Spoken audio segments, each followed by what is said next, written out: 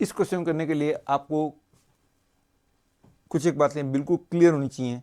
पहली बात तो यह है कि mod of Z1 minus Z2 का ज्योमेट्रिकल मीनिंग क्या होता है, ये तो आपको पता ही होगा वैसे कि it represent the distance between the two point whose affix are Z1 and Z। And तीसरी बात जो यूज होगी वो है कि angle in a semi circle is always 90 degree. और फोर्थ बात जो आपको बिल्कुल क्लियर होनी चाहिए, this is very important, and that is argument of Z1 minus Z2 upon Z3 minus Z4 का ज्योमेट्रिकल मीनिंग क्या होता है। It is very important thing to make your concept strong in complex numbers. This concept must be very much clear to you. और ये सारी बातें आपको पहले से पता है, तो मैं ये सजेस्ट करूंगा कि पहले आप क्वेश्चन को अपने आप करो, otherwise you can see the solution. And for your clarity मैं ये भी बता देता हूँ कि इस क्वेश्चन में locus of Z will be a circle whose diagram will be this one.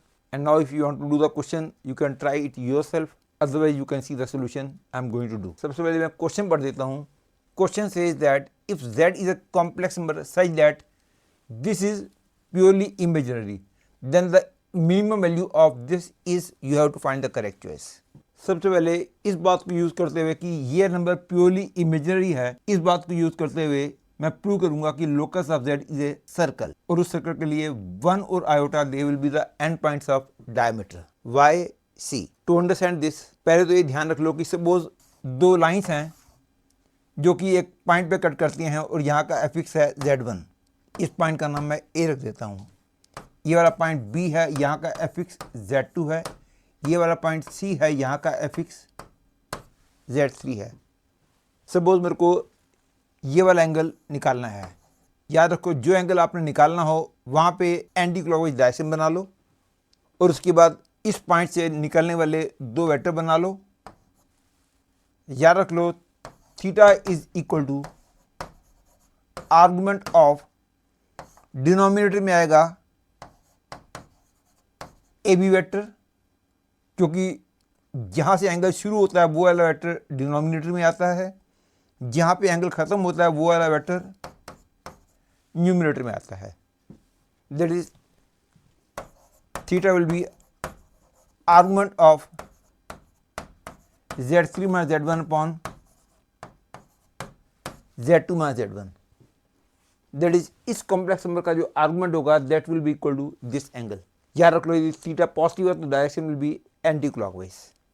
क्योंकि ये नंबर प्योरली इमेजरी है तो argument of this will B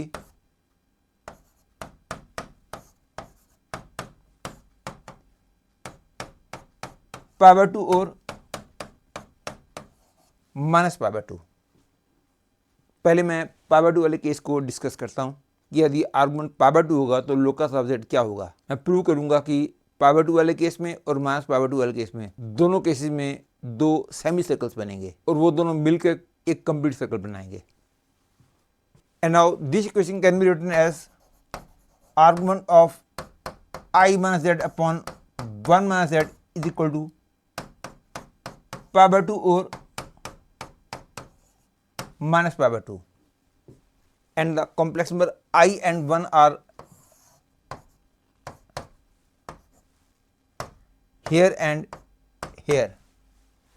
suppose ये वाला पॉइंट का नाम A है, ये वाले पॉइंट का नाम B है, और Z वाले पॉइंट का नाम मैं P रख रहा हूं। This means argument of PA vector upon PB vector is equal to π/2 और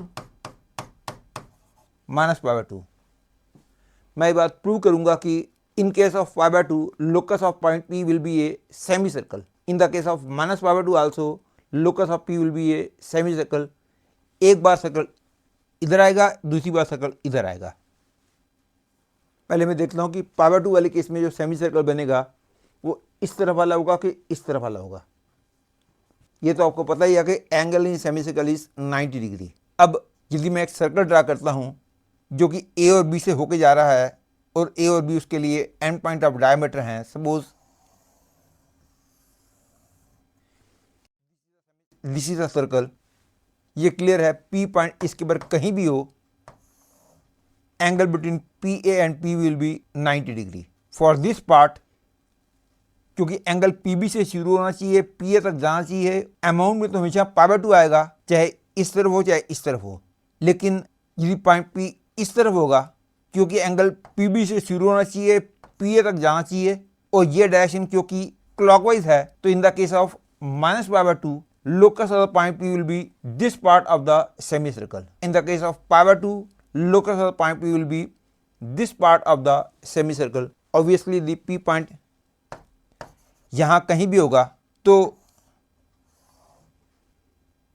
PB और PA के बीच का एंगल 90 होगा, क्योंकि इस केस में एंगल PB से शुरू होगा, PA तक जाएगा, और इस वाले पोर्शन के लिए डायरेक्शन जो है वो एंटी क्लॉकवाइज होगी। इसलिए in the case of π/2 locus of the point P will be this part of the semicircle. In the case of -π/2 locus of the point P will be this part of the semicircle. Exactly speaking, this is the required circle which the complex number z is representing, which satisfy this condition that it is purely imaginary number. और अब कहा गया है कि जो भी z इस condition को सेटिस्फाई करेंगे, उन सारे कॉम्प्लेक्स नंबर को जब मैं यहाँ रखूंगा तो इसकी मिनिमम वैल्यू क्या होगी, दैट इज z का इससे मिनिमम डिस्टेंस क्या होगा। और क्योंकि हमने ये तो देख ही लिया कि locus of z is this circle, और इन सारे पॉइंटों में से इससे मिनिमम डिस्टेंस वाला पॉइंट ये है, therefore this distance will be the minimum value of this, and therefore the minimum value of this will B this distance. ये वाला पॉइंट 3 है, ये वाला पॉइंट ऑब्वियसली 1 होगा, क्योंकि ये वाला पॉइंट 1 है, ये वाला पॉइंट 1 है, और एंगल 90 है, तो इसलिए वाला पॉइंट ऑटोमेटिकली 1 हो जाएगा। ध्यान रहे कि यहाँ पे मैंने इस कॉन्सेप्ट को यूज़ किया है कि यदि कोई सर्कल हो और कोई पॉइंट P हो, और इस सर्कल का हमको वो पॉइंट निकालना हो जो इसके सबसे करीब है, तो इसको हमेशा सेंटर से ज्वाइन कर दो, और जहाँ पे इसको और सेंटर को मिलाने वाली लाइन ने सर्कल को कट किया होगा, ये वाला पॉइंट इसके सबसे करीब होगा। Obviously this distance will be 2√2, hence the correct choice is B।